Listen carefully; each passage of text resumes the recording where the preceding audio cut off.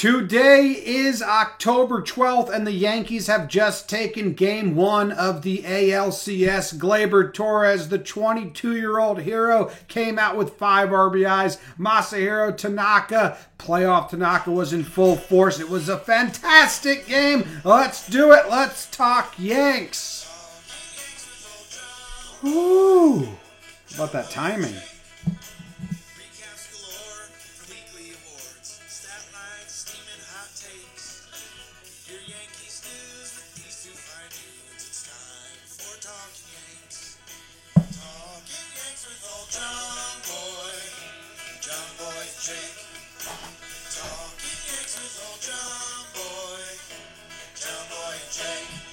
What is going on, everybody? Thank you for tuning in and hanging out with us. If you're live in Periscope or if you are tuning in tomorrow morning or later tonight on your podcast app, we appreciate you. We are excited. My name's John Boy. I'm coming to you from New Jersey. I got my co-host Jake. He's coming to you from Denver. We got a hell of a game to recap here. Ball of nerves. I am not anymore, Jake. I am in full celebration mode for the next couple hours, and then I will calm down and get nervous again. But for now, let's talk all about this game, and this episode of Talking Yanks is brought to you by Andy Asteroids.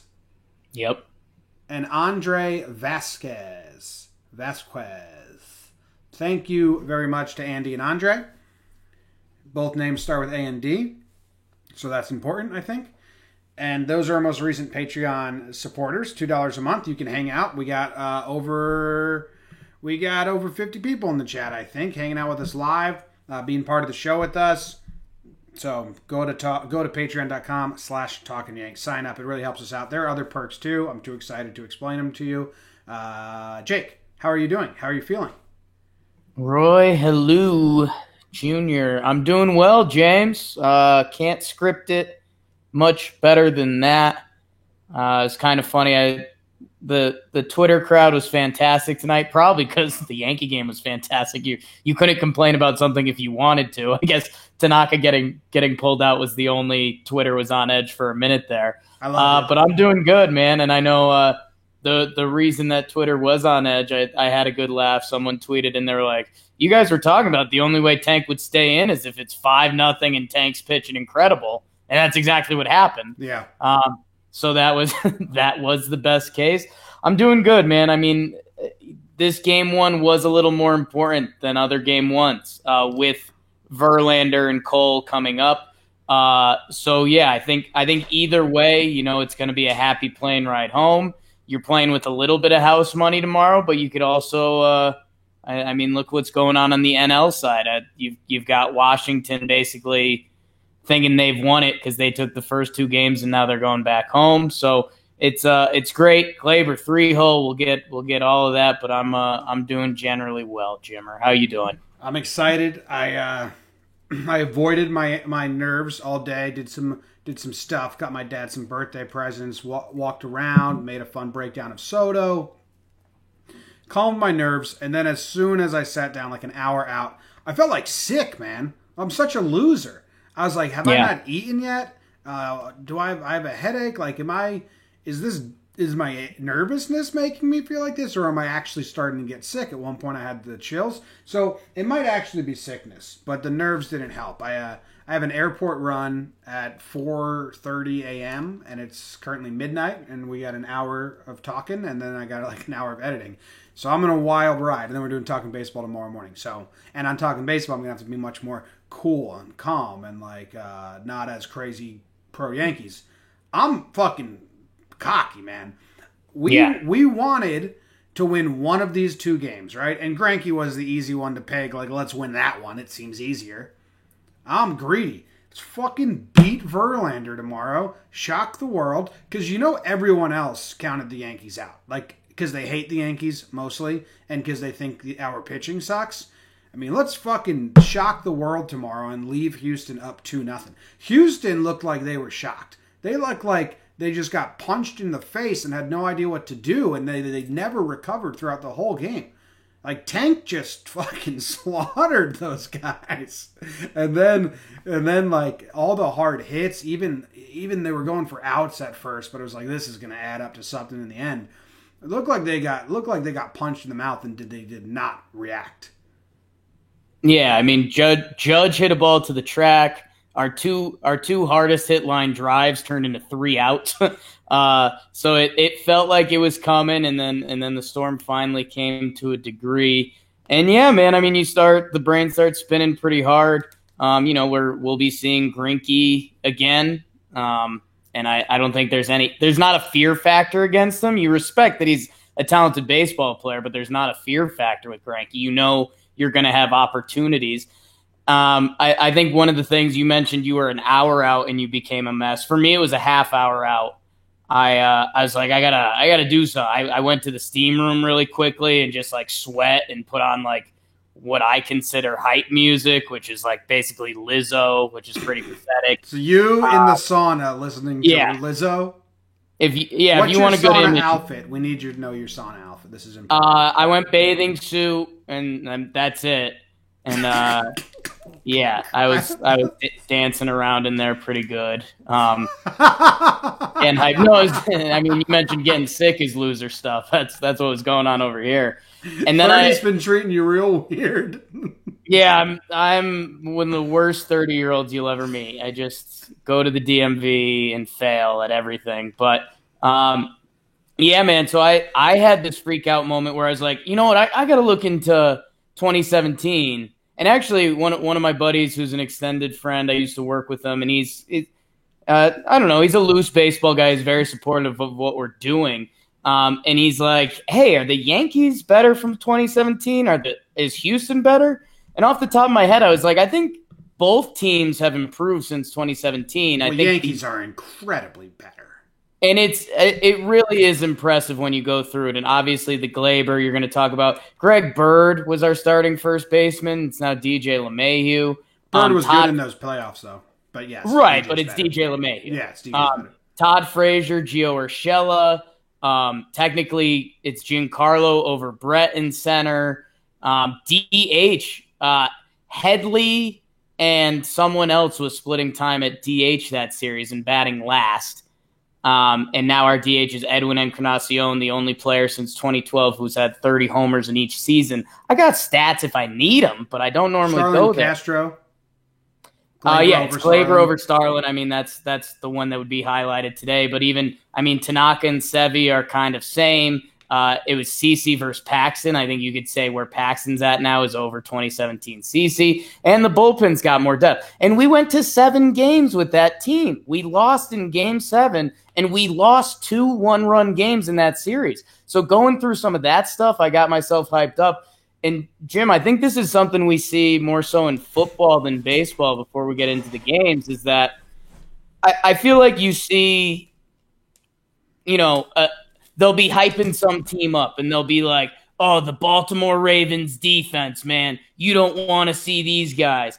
And they'll be playing a team like the Philadelphia Eagles, who have a good defense of their own, and you see them dominate. And then after the game, the Philly defensive guys come out and they'll say, yeah, we heard them talking about that Baltimore defense all week, and it pissed off our guys.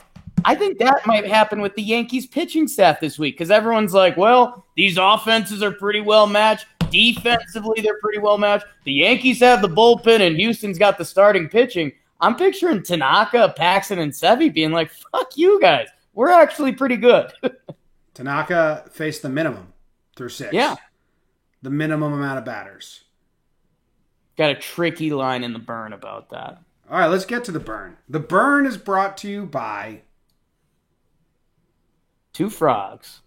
2 Frogs brought you this burn. On your mark, get your sets, and burn. Game 1 of the 2019 ALCS, a rematch of 2017. The New York Yankees and Masahiro Tanaka versus the Houston Astros and Zach Morris Greinke, as he hope he doesn't need to get saved by the bell from the Yankees offense. Some good defense and some bad luck has us scoreless until top 4. I don't know about you. I'm feeling 22. Gleyber Torres RBI double makes it 1-0 after 4. Top 6, shake that healthy butt. Gleyber got back into the Crawford boxes. 2-0 fight in Gleyber's. Giancarlo Giancarlo. Let the rhythm take you over, Giancarlo. Solo shot to deep right. 3-0 in the 7th, Jim. Bases, Huck, the kid, the Venezuelan Victor, Gracias de Caracas, 2 RBI single. It's 5-0. By the way, Tanaka was the Masa hero this city needed. Like a criminal with a good lawyer, Tank faced the minimum Astros through 6. Yanks get religious with Gio to God going yard late. And sure, Glaber knocks in his 5th ribby of the day. Tank to Otto to Britton to Johnny Els, who hands one out to Houston. Yanks win 7-0 final. Ooh, Johnny Els, who hands one out to Houston. Little zing at the end. Zing. Bang. Zing. Jake, there was another line I liked in the middle that I forget. Okay. Read it back. Let me tell you. No, it was after Taylor Swift. After Taylor. Oh, yeah, I got a new Glaber one. I was pretty happy. No. I said, shake that healthy butt. Glaby got back. I liked that. No, what I forgot how much I liked the whisper after Giancarlo let the rhythm.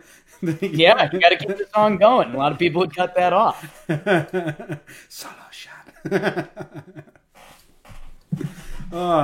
Dude. Where the hell do you want to start? Where do you want to go? Like, let's talk about Tanaka and the pitching. Let's just go Tanaka. Fuck that. Let's go through the game. Opens up, and the Yankees are hitting the ball hard into bad luck. And I'm thinking, oh shit. We saw the Minnesota do this against us in Game 3, where they were just hitting on the screws, nothing went their way. Then we saw the Astros do this to the Rays in Game 4. Nothing went their way. And then after Judge tattoos that ball, which had a 740 expected batting average in the first inning, and it just drops casually into Springer's glove. And then Gardner's double play, rocket on the 3-2 pitch down the line for the double with the runner on first. Nope, just a double play. Then later on, Gio Urshela hammers one. Bregman makes a fantastic leaping catch. I'm thinking, fuck, is it our turn to just get absolutely fucked all game? It happened to the Twins. It happened to the Astros. Now it's our turn. And when Judge turned that double play on Bregman is when I think we had a 1-0 lead or a 2-0 lead. I kind of smiled and I was like, no, we're good. We're good. That was the turning point in my mental brain of this game. When Judge did that and Bregman kind of slips and they get that double play, that was my first moment where like, fuck yeah.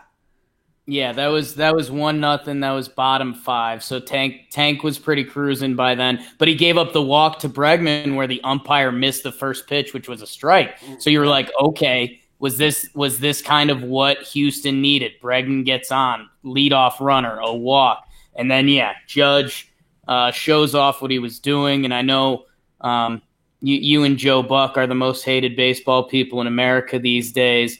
But it looked good on Buck because he was telling in the early innings, he was like, people don't know how good Aaron Judge is defensively. And then he does that. And, that was, the Yankees were having their, oh shit, are we getting screwed? Mm-hmm. But everything you mentioned was also the first time through the order. So for me, it was like, okay, first time through the order, if we keep doing that, it's going to start happening.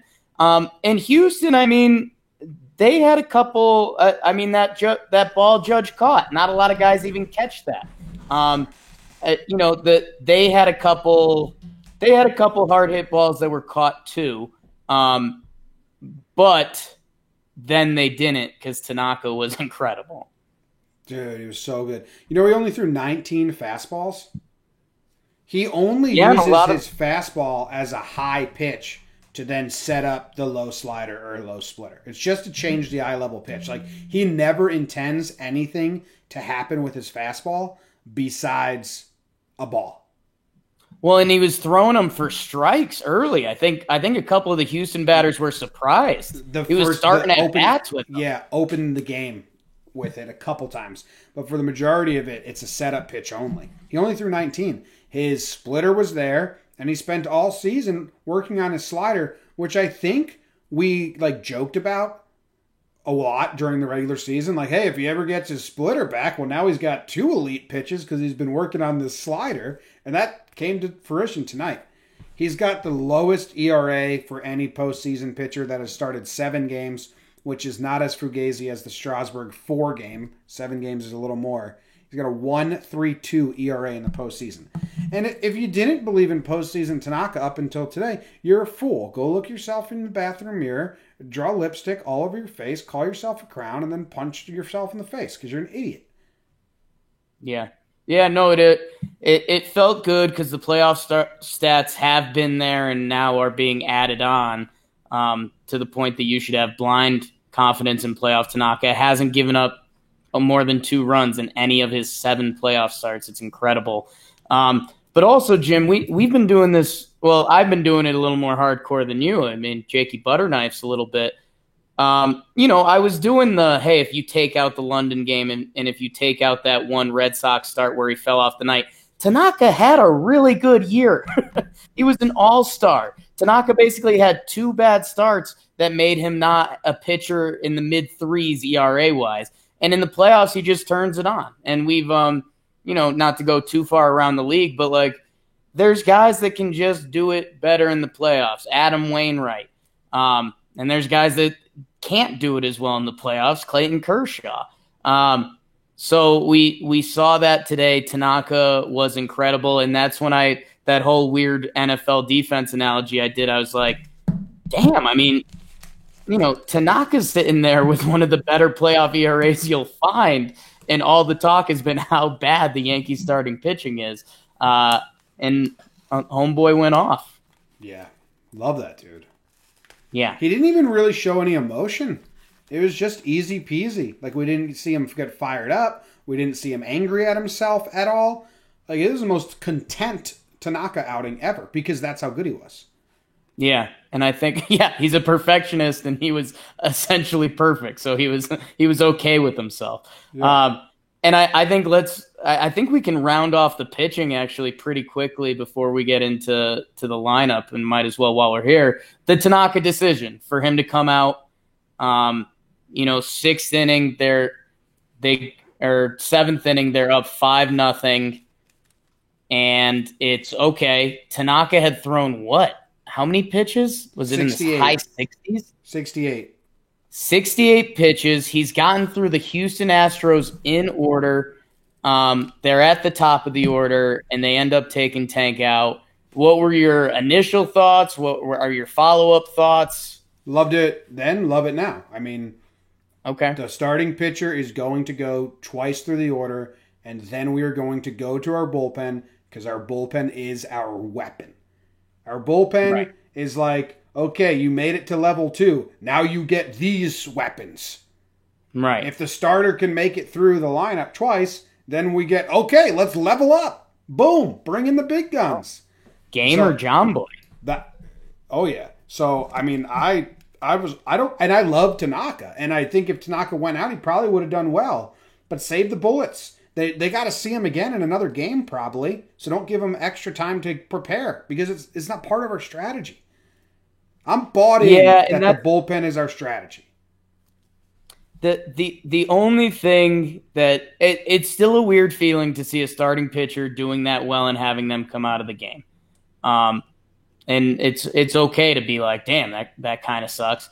The couple things that I ended up. And the other thing was, if you're Houston and they take Tanaka out, yeah, our bullpen's good, but they are so happy that Masahiro Tanaka is out of the game. So those are the 2 negative thoughts. Here's where I landed on, and I felt pretty strongly about this, was you get Tanaka out of there. It's a win, and like you said, they're going to see Tanaka's going to get another start in this series.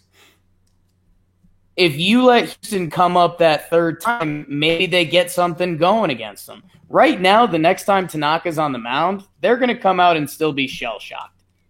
They don't know what to do with him right now. We left them in a state of confusion with him.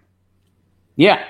And then the other thing that they end up bringing in Ottavino, was it was a somewhat lower leverage situation for Ottavino, who we think is a giant X factor this series with all of the Astros right-handed batters. He comes in and he semi gets a confidence boost with the double play ball to get out of it. But he can be such a huge weapon against Springer, Altuve, Bregman, and Correa. And then the other thing that people were tweeting at me, and I'm interested to get your thoughts on it, with it being 68 pitches, do you think Tank's available for Game 4? I tweeted that too, getting people's opinions. I was just thinking, is it a thought? I don't think so. I don't think they will do it because you have to use a bullpen day anyway. You know, you only do that if you have two pitchers that can do it. Like in 2009, CC and Pettit both went on short rest. And they were both veterans and had kind of done that before. If Paxton's not going to do it, then you have to bullpen day anyway. And it depends on the situation. If we're down 2-1, maybe, Jake. Maybe. But I don't know if Tank's ever pitched on three rest. What pissed me off about the responses to mine is everyone's like, Tanaka's better on, he's terrible on short rest. And it's like, right. Michael K., who I like Michael, he's very friendly to us. He hammered that into the fan base's head so hard without ever actually having the data. It is barely different. Tanaka on 4 days rest and Tanaka on 5 days rest. Some of the peripherals are different, but the results are like exactly the same. This would be 3 days rest, so it would be a whole new animal. I don't think so. I think it's a conversation if we're down 2-1 and Tanaka comes up to Boone and says, yes, I'm good to go. Then it's now a question, whereas if you went 80, 90, it's not a question at all. The only thing that I might change your mind with, Jim, is that if he were to pitch Game 4 instead of Game 5, you have him available for Game 7. If he's available for Game 4, like if he's feeling good, right, then I'm not against it. We'd have to be down. If we're up 2-1 or 3-0, no. If we're down 2-1, I'd ask Tank how he feels. So we get Ottavino. Canely got loose. He didn't come in and pitch. Britton does Britton things, and Johnny L's because we're up 7-0. Anything else about the pitching? Nope. Some people were tweeting at me saying, why would you use Britton up 5-0? It's a 7-game set with 2 games and an off day. I would not have cared if they used Chapman. I wouldn't have. I would have used Johnny L's once we got those second runs. But if Boone's like, Chapman hasn't thrown in forever, I just need to get him working. Now Chapman has to pitch tomorrow, basically. I mean, it's almost, no matter what the score is, Chapman has to get an inning in tomorrow. He's 4 days off with an off day coming up, and you never know. So I think Chapman's got to get an inning tomorrow. I'm fine. Dude, I've been in lockstep with Boone this whole postseason. And I'm not forcing myself to agree with him. I just agree with how he's using the bullpen. Be aggressive. And not for nothing. I mean, we're almost hyper analyzing it because I mean this is 4 playoff games. And I mean, what was the tightest game so far at the end of the day? Minnesota game 1 or Minnesota game 3? This one for a while. Yeah, and I mean it was, but I mean, and it's pretty easy to press a lot of the right buttons when Masahiro Tanaka goes through the order in order. But no, the guys that came out of the bullpen, it worked out and seemed right. Johnny L's, good for you, kid. Yeah, I mean, and Katie Sharp told us on last episode that they don't like the velocity, and we said maybe that means Johnny Lasagna gets some innings. He's the first out. It wasn't Lyons. It wasn't CC. It was Johnny L's. Finish us out. Wasn't Sessa. He throws fast, too. Yeah, and, hey, how come? That's an interesting. I'd never thought that until right now. How come it wasn't Sessa? How come it was Lasagna? Well, I think what we saw at the end of the game there, we saw them bring in Brian Abreu, who's a young pitcher for them, who's got a lot of arm talent. I think what we saw at the end of the game was both teams testing out these young guys. So if the Yankees need Johnny Lasagna in the 3rd inning of a bullpen game and Game 5, they might have a little bit of confidence in him. I think Houston was doing the same thing with James and Brian Abreu. Those are 2 young, talented guys that if they can build up their confidence, I mean, we've seen it in playoff series before. If you're the hot gun, you're the hot gun. Did you see that Presley was tipping their pitches and Judge was hiding it from the camera? I tweeted it out. It's pretty funny. I tweeted out the GIF. They have still shots of Presley in his set motion, and they're showing Judge the pictures, and he turns around and sees the cameras on them, and then hides the cameras, and then they go out and like DJ or Didi, DJ, Judge all just get hits, and then Glaber gets the hit. The base is loaded. So that's cool. I tweeted it out. I was thinking like, should I not tweet this out because then the whole world knows maybe no one else caught it. And I was like, well, I don't think it'll get to Houston now, but maybe it will for next time. If Presley shuts us down next time because he changed the way he's tipping his pitches, you blame me. Yeah, John Boy basically working for Houston now, so that's a development. Well, it didn't get to him in time because he got lit up. Yeah, and I mean, Presley, and this was kind of something, and maybe this will transition us into the hitting. That was all with 2 outs. Gary grounds out, Urshela strikes out, so there's 2 outs. Didi single, DJ single, Judge single, and then Glaber with the bases loaded hit, which we saw the Yankees later in the season. They had a lot of these like 2 outs, no action on the bases, and then they put together a rally where a lot of teams are ready to cave in. Okay, let's get it next inning. The Yankees slapped it around a little. I mean, what was it? Three straight singles, and then what should have been a single by Glaber, he gets the double out of because of Springer. But I think it's ruled a single. It was ruled a single. Oh yeah. So I mean, think about that. When people are talking about the Yankees and saying their generic statements on massive radio station, yeah, their pitching's not there. They're the Yankees. They're going to try to hit homers. How about 4 straight singles? Yeah, in your faces, radio show hosts. In your face, popular radio show hosts. Eat shit. Jake, calm down. That one, I think, okay. Yeah, at the end there, you got carried away. All right, Ottavino comes in, which I like. Like you said, it was a softer part of their lineup.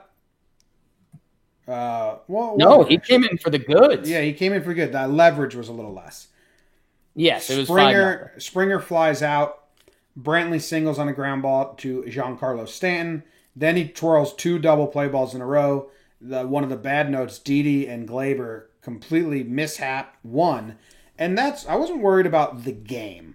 Even if 1 run scored, I didn't think the game was ever going to be out of hand in the 7th inning there when that happened.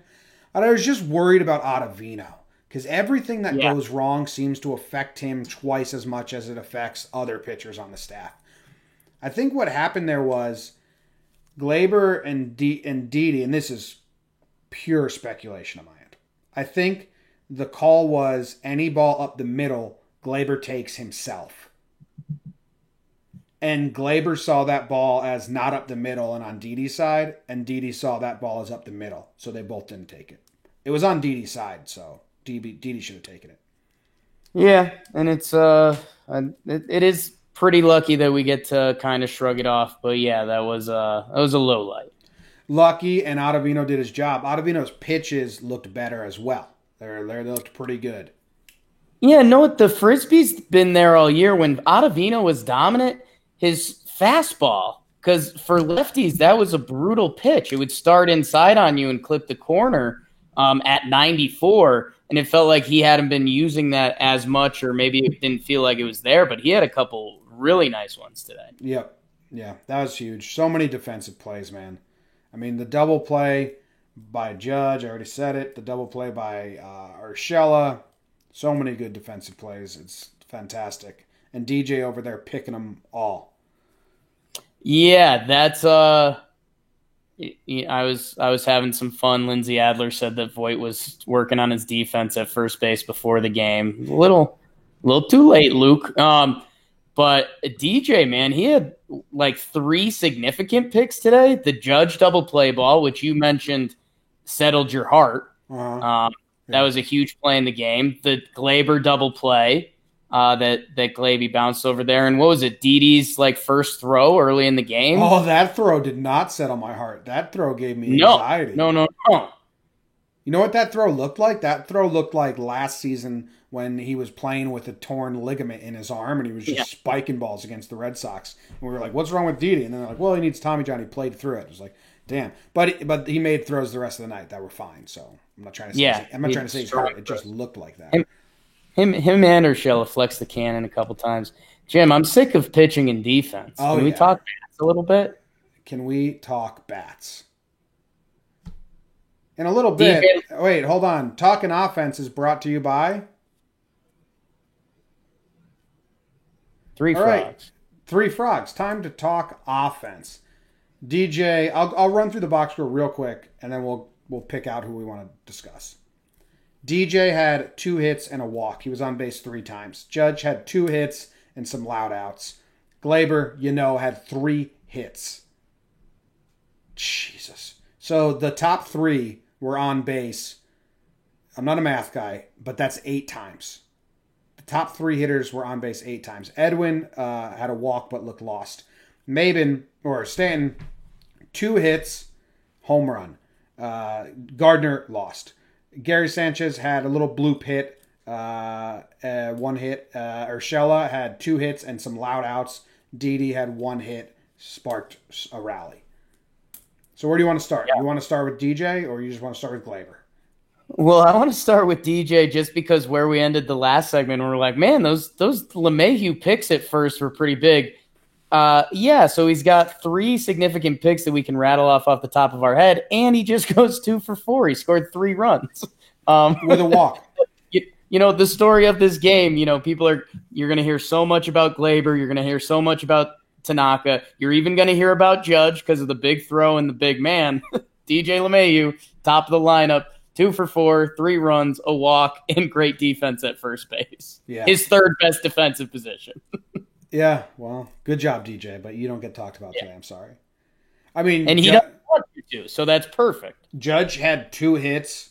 He had a rocket off the bat, loud out, and that play in right field. So, I mean, like, in another universe, Judge could be a top 3 player in this game, and he's not. Who's your top 3?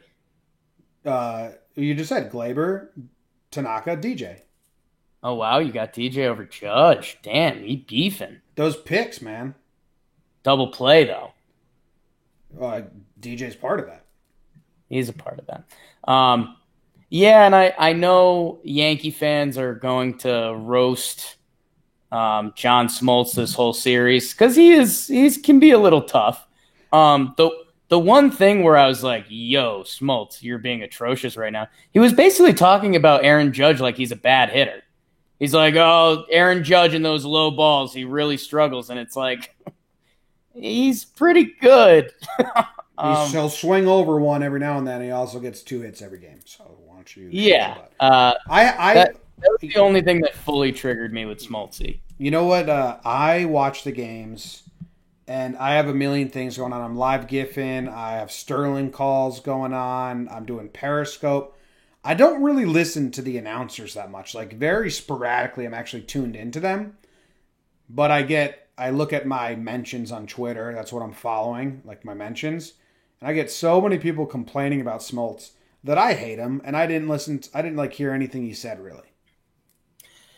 It feels like, and I don't know, he was on the Braves. They lost to the Yanks. Maybe there's a little something rooted in there. But yeah, he's a little negative, and he was talking about Judge like Judge is an automatic out if you can throw a low strike, and it's like, no way, dude. Well, he's a pitcher, so he's watching the game thinking, true. I know how I could get this guy out, and then he's trying to not actually say that. Yeah, and you can hear a little bit of that. He did in Judge's last at bat. He came back a little bit because Judge spit on like 3 straight sliders. I think it was Abreu out of the pin before he hit the 3-0 single. And Smoltzy did go. He goes, "Oh yeah, if you're a pitcher and Judge spits on those pitches, you're feeling bad." That was talking Smoltz. In the first inning, Gleyber Torres, I tweeted about it because he had a 1-0 pitch and it was a ball from Greinke high and he swung and missed. Very aggressive. Their plan was clearly be aggressive. I think we'll see the same thing tomorrow with Verlander. As Katie Sharp told us, that's the strategy with these pitchers. You want to get them before they get you deep in the count. So they were what's that? It's the catch-22 of these guys have such good put-out pitches that working the count is basically not worthwhile, because even if you see 4 pitches and it's 2-2, you are not in the driver's seat. Yeah, so that's what they clearly were aggressive. And I thought Glaber was overly aggressive in that Greinke count. When he got him to 2 strikes, Greinke didn't throw anything in the zone. He fouled too often, swung and missed. And I was like, damn, that's kind of a bummer. When Glaber comes up in the 4th inning with runners on, he swings first pitch, doesn't change his approach, stays aggressive, got the curveball, and he was basically sitting on it and hammers it for a double to break open the game. So I liked that he stayed aggressive, even though it didn't work out the first time. He's like, nah, I'm swinging, baby. And he's probably feeling so fucking good about himself. So why not swing? Yeah, this if Glaber keeps it up at this pace, you'll probably never see Gleyber Torres batting not top 3 ever again. Ever again. So that's something. But incredible game by Gleybe. Oh, I'm not done. Not done. In his 3rd at-bat, Jake, in the top of the 6th inning, Judge flies out, right? Glaber steps into the plate. First pitch, swinging again, homers. Now the Yankees lead 2-0, stays aggressive. And I don't know why. I don't remember that pitch. I don't know why it was thrown in. 90-mile-per-hour fastball down the pipe. Why? Like, he's clearly there. Everyone's swinging first pitch. Why? What are you doing? Glaber hammers that one. We'll stay on Glaber now. All right. So I love that he's staying aggressive. Next time up, he takes the first pitch. Actually, Jake, he's like, they're probably wised up. They're probably not going to throw him a strike. Takes it. It's a ball. Called strike. Swinging strike. So he takes 2.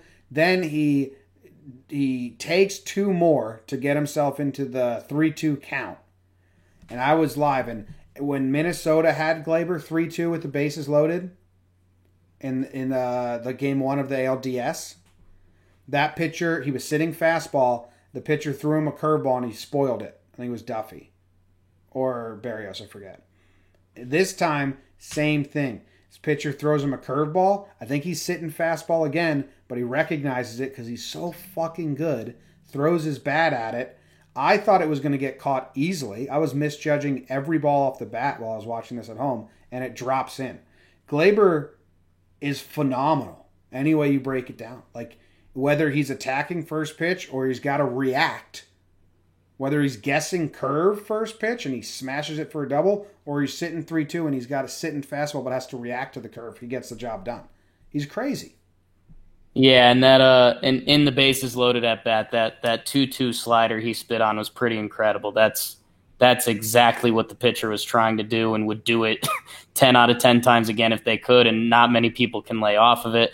And I do want to you mentioned all the first pitch hunting. The Astros are a team that are really good at first pitch hunting too, and Tanaka was incredible. The sliders to Altuve, to Springer, Bregman, working in the splitter second time through for the first pitch. That was another reason why he was so special tonight. And yeah, Gleyber Torres. It's out. Cat's out of the bag. He's 22. We traded him for Chapman at the deadline. He's very good. And he's so good at doing interviews and shit. Yeah. Anyway, the other offensive highlight is Giancarlo Stanton homers on a 3-2 pitch. You kind of boxed out another. Gio went yard in this game. Yeah, not after Stanton. You're right, but I mean, even when you went through you're like, yeah, Gio went 2 for 4. Gio Urshela homered. And he got robbed once. He hit the ball hard. Stan's homer felt so good for him, dude. People hate Stan so much. Some guy on Twitter was like, what is Stanton doing when he swung at that first pitch fastball that was right down the middle and just missed it a little bit? Like, yeah, got a little too much air under it. He's right on it. He just missed it. Yeah. I mean, it wasn't any, like, are we going to, that's what I said to the guys, like, are you going to complain about when any Yankee just misses a pitch, or is this just Stanton hate? Because it's just Stanton hate. So happy he got a home run. Everyone that hates on this dude for no reason, go fuck themselves. It's really pissing me off. And I mean, if you don't think it's actually happens or whatever, you're like, oh, you're exaggerating it.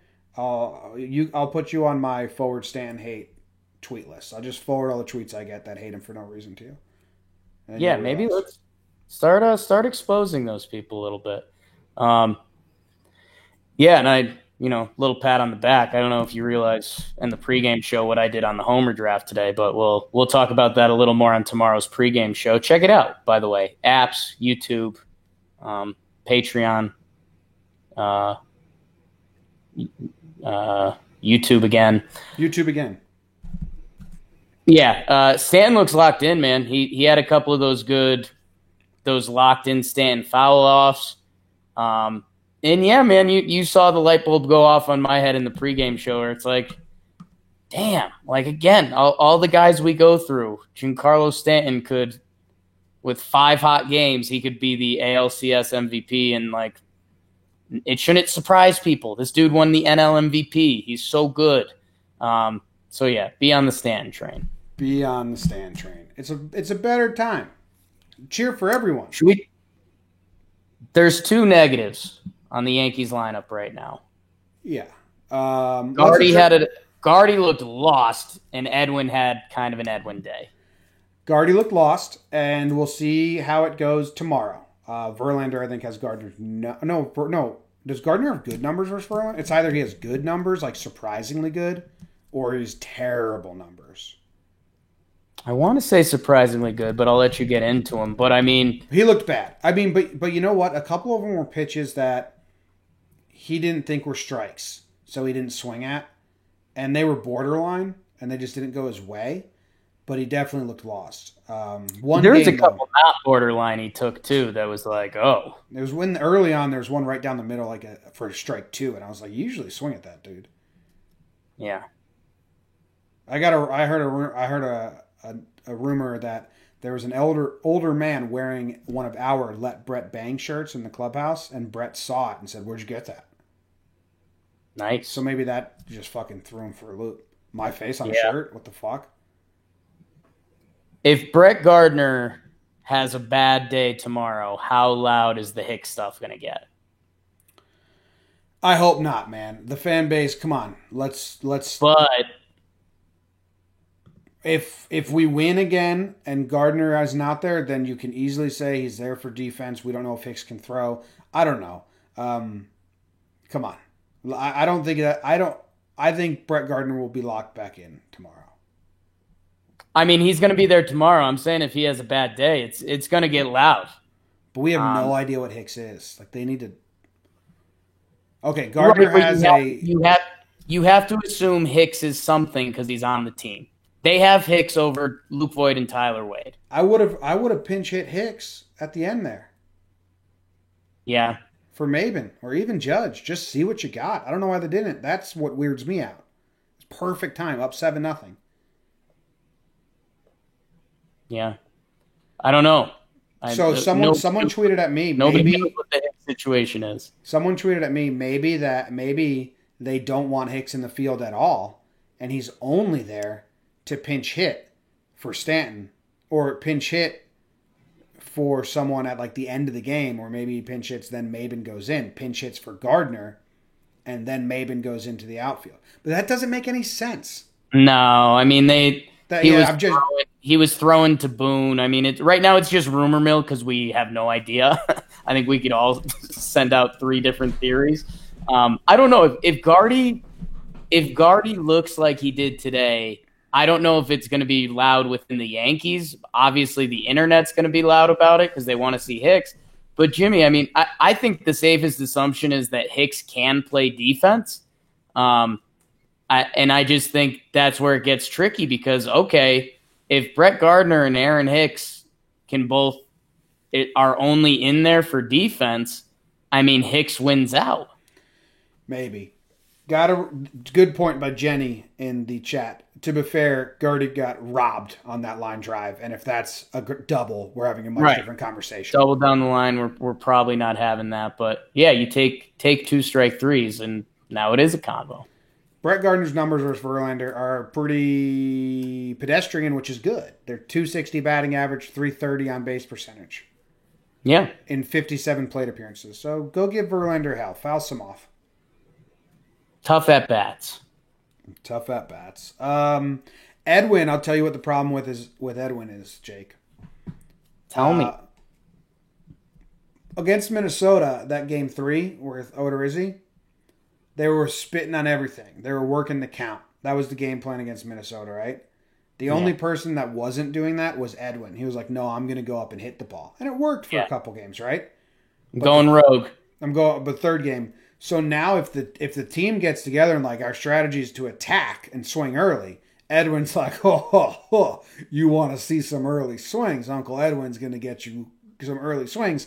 And then he just fucking sucks and literally swings at everything and he's out.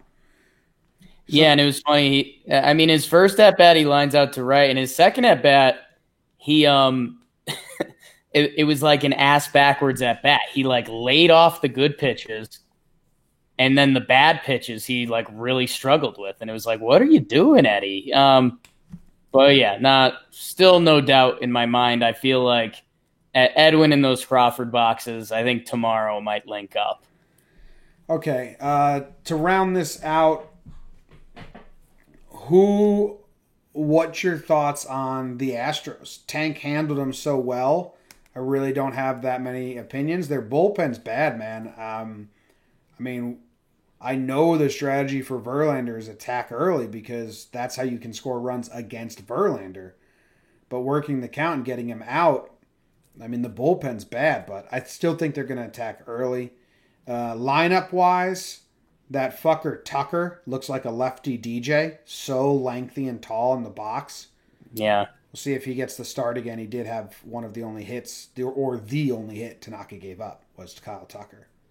Yeah, and Paxton lefty on lefty. Maybe you don't see Tucker tomorrow. That'll be interesting. Yeah, for talking Astros, we'd be saying Verlander coming off a bad playoff start. Where everyone was talking about him being old and not being able to do short rest anymore. He's fully rested at home. You're feeling really good about Justin Verlander. And the lineup, I think you're washing your hands and you're saying, yeah, that Tanaka guy had our number today. Let's get one. Let's win one, and then we have Garrett Cole on game 3. They're not feeling like the Cardinals are now that the Cardinals basically got one hit back-to-back days. No, Astros can weather this storm easily. Yeah. So Yankees still got to win. Presley is an interesting note because he's supposed to be their third best guy coming out of their bullpen, and he's not going to have it against the Yankees. Well, he's also tipping their pitches. His second half of the season, he was pedestrian. So right now for them, it's Smith and Ozuna on the back end. So, I think that just becomes really interesting, and we're talking about strategy a little bit. James might have jumped him today because his stuff is dirty. But, yeah, if you can work the count on either Verlander or Cole and get them out by 6, the 7th inning, 2 innings of Astro bullpen is going to be must-watch TV. Yeah. Yep. All right, one final note, because I love it. The chat, Jake, the live viewers, the patrons, we got 70 people watching this whole time. Absolutely amazing. Love you guys. Let me find who had the theory. Sean McLaughlin. Great theory. Edwin knew this game was locked up. He let the rest of the offense do the work, and he rope-a-doped Houston the whole time into thinking they know how to pitch to Edwin now by taking those fastballs down the middle and chasing the pitches away. And tomorrow, Edwin's just going to smoke the fastballs down the middle that they think he's going to take again. Credit Sean McLaughlin for figuring out, but Edwin totally rope-a-doped him the whole game. Fantastic stuff, Edwin. That's a no-brainer. You think he's the drunk uncle without a plan. Turns out he's running the barbecue. I think the phrase that my family used to use for a while is just smart like a fox. And on the outside doesn't look like there's a plan, but oh yeah, there's something going on. They didn't say that about you though. They used to say dumb like a skunk. No. Yeah, you were Jakey the skunk dumb. The paperweight. You were called the paperweight? Yeah. Damn. Just there. just hanging out. Around. Heavy. Technically has a use, but Yeah, I know they got good uses. essentially any object could be this object's use. Has the paperweight become obsolete because no one really just fucks with loose paper in their office anymore? I think paperweights kind of had a hipster movement where there's like cool paperweights. I made my dad a badass paperweight when I was in kindergarten. Sure. It was like this clay, and then I took a bunch of nails and screws and just threw it in the clay, and then it was like just like a rock filled with tools. Like fucking so manly. My dad used to drop that on his stacks of paper in his office and be like, "Yeah, I am a man." These are no, nails that's in and the screws. garbage. That was in the garbage. No, he still has it because I inscribed my name, and you keep things like that from your kids. Paperweights aren't obsolete. They sell them on Amazon. I don't know who uses them. Yeah. Hipster paperweight movement. That's what I'm telling you. Talking Yanks paperweights coming out. Coming out. Someone in the chat says, "What was your other point?" Did I have another point at one point? Tough to say. Tough to say. Hopefully I remember it for the pregame show. That's the end of this one. We thank you guys very much. Leave a rating and review and whatever you want. We don't care. Just come back tomorrow and listen again. And hopefully it's another happy episode. Tune into the pregame show on YouTube / the pregame show podcast app before the game. Yankees score early tomorrow. It's going to be some weird vibes going through the stadium in Houston tomorrow. And follow Jake on Twitter because were you just doing selfies of your game mood all day? Yeah, I think it's a new thing I've stumbled into. I think it's my intro to acting class. That like basically when something happens, I wanna try to get the best emotion of Yankee Land. Like I did. It started it started when DJ LeMahieu dropped the pop up in Minnesota. Because I just had the look on my face that I knew every Yankee fan had that was like, yo, what the? I mean, we're not worried about DJ, but like, what the fuck was that? And I tweeted it out and people liked it a lot. And now, yeah, if there's I think I can represent the different emotions of the Yankees fan base between like a single, a nice throw by Judge, a home run. So that's what it's an acting class for me. I was going through your Twitter timeline looking at your selfies. They're cool, but I like this tweet. Oh, Tank, you dirty girl. I mean, after that first inning, You're a weirdo. Yeah, a little bit. All right, go Yanks. Tell them, Grams.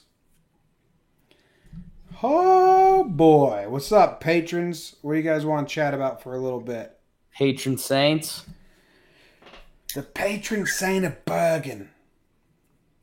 Yo, Soto had to catch that ball today. I missed that. They just showed the replay. No hitter with Scherzer. Oh, dude, I didn't know there was a no-hitter going on again. Yeah. I mean, I did eventually, but I didn't put it together for a while. I was kind of in and out of being awake and okay. That's a really good quote. That's like the millennial quote. Gabrielle in the chat goes, okay, play the music. It's talking baseball time. Yeah. Okay, here we go. The Nationals beat... Not doing that. I got to do an airport trip, then get 5 hours sleep, hopefully, and then do talking baseball. Airport trip. Airport trip. What are we looking for at a PAX? All right, let's see. There's probably some questions coming in. When is Talking Baseball coming to Google Play Music? I think it's on Google Play, but don't use Google Play. Fuck Google Play. Jenny Turk. I think John Boy hates Google Play. Correct. They just don't update their feeds, and then people text me and they're like, hey, how come your Google Play feed isn't updated? And then I have to get in touch with Google Play, and they're like, we're trying. And it happens like every 2 weeks. And I'm like, why don't you guys just be a real podcast service? Not terrible. All right. Glaber's the greatest two-strike hitter I've ever seen in my life. He's really good. He's really good at making those adjustments. Yeah, that's going to get hammered to death, how he does the leg kick, and then he doesn't do the leg kick, which, I mean, is cool, but, like, I think all the analysts are just going to sprint with that. Mm-hmm. Paxton is so capable of matching Verlander, and it would have the Stros fans shook. It would, man. So many people have drank the Kool-Aid that like the Yankees don't have starting pitching because no one wants to actually find out things for themselves. Just like everyone thinks Tank is so bad on short rest. It's like, Right. if you look it up, it's like, we get the people commenting on YouTube and Twitter all the time that like clearly they're just regurgitating what they've heard from places, and like the Yankees have no pitching is the most commonly. That's like if you were at a barber shop in St. Louis and there was like a Cardinals fan and they were talking to a fucking Reds fan. They're like, well, what do you think about the Yankees matchup? And they're like, I don't know. Yanks don't have pitching. Like, you know what I mean? Like, that's just like the fucking verbal diarrhea they would spout. And I think it is going to shock people. I think people are going to be like, wait, this is the team you guys said didn't have pitching? They just 1-2-3'd them for 6 innings straight. Yeah. And the pressure's on Houston in those early innings. And there's not pressure on the Yankees starter because they could get pulled in the 4th inning, and it's not a bad thing. Yeah. Let's see. How do I explain to my dad that Juan Soto being cocky is kind of dope and that he's not a punk? Ooh. Well, there's tough there, Jenny, because he is a punk, but it's cool. Ooh. Oh, I mean, grabbing your nuts while you're staring at another dude's face and licking your lips, you're a punk. But, like, I love it. It's entertaining. Well, you liked when Lance Lynn did it. You didn't call him a punk. No. Lance Lynn was adjusting his manhood. He would turn around and face center field. Looking at you a little bit. No, he wasn't doing it like that. He would turn around and adjust. I have all the gifs. I can find it. Soto's staring at you, licking his lips. Yeah. Grabbing his junk. He's a punk. He's 20 years old. I think it's awesome. It's funny. But like baseball's sexy. When Michaelis grabs it right back, that's how you got to do.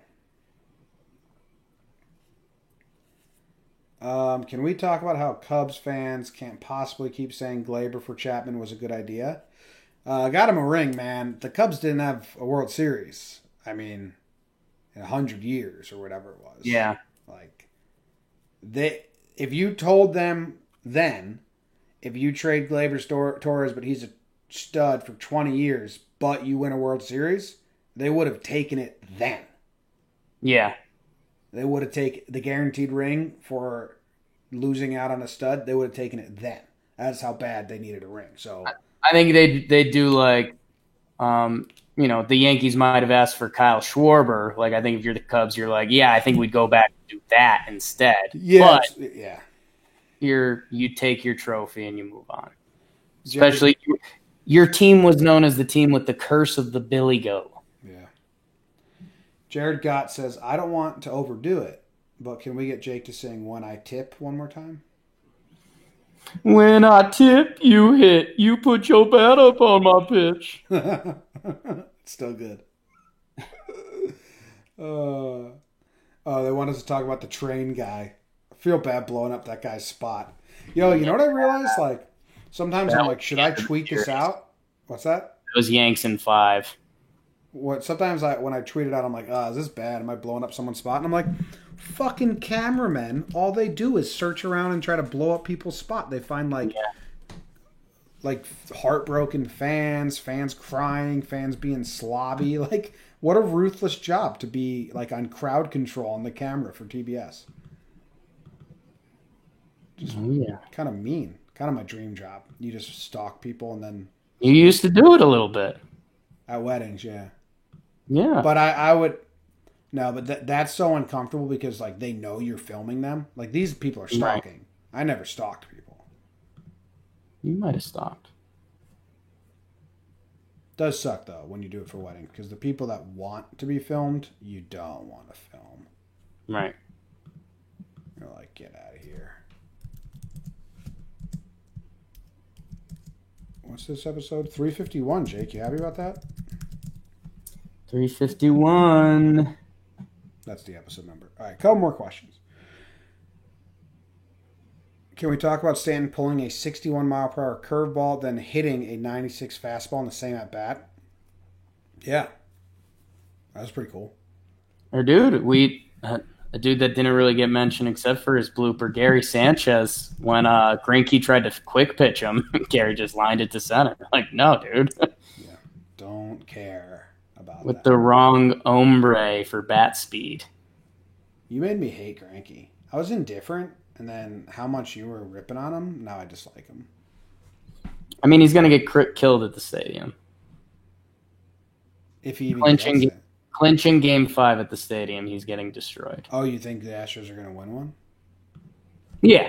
I thought we were both on first team ever to go 11-0 in the postseason. No, both CSs are going 5 games. I don't know. Get Verlander tomorrow, dude. Cole probably quits on the spot.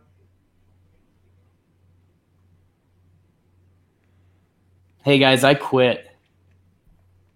Verlander and Greinke got lit up. We didn't lit him up. John Boy, do you wear all your Tanaka shirts over each other when he pitches? No. That all over Tanaka shirt is so tight. It's so it's a large. They like run a size small. But no, I have that one behind me usually, and then I was like, wait, I have a third Tanaka shirt. And I ran up and got it.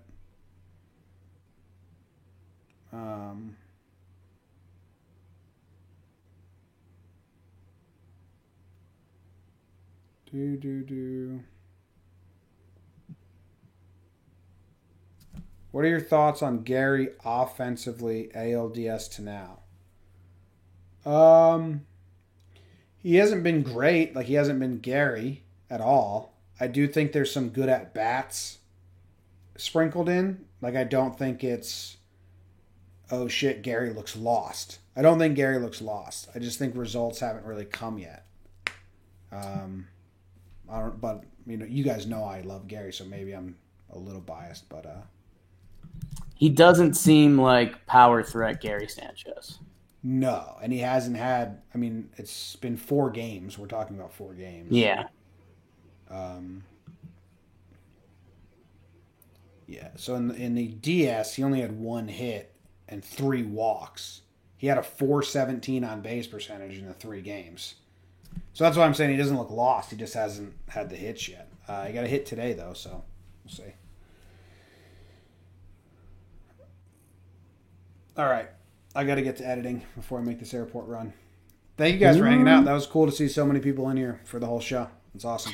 You see Stucco getting after it tonight? What do you say? Well, I saw it on his Instagram story. So he was being pretty silly on Twitter, like further than Yes Network Stucco would be. And then I was on Instagram and I saw his Instagram story and he was at some like convention and there was like a White Claw set up. I don't know if it was a drinking thing or what was going on. But he was being silly, and then I tweeted at him. I was like, bro, I'm loving White Claw Stucco. And he goes, bro, 19-ounce mango, baby. You're ridiculous. All right. We're out. See you guys. Bye, Patreons.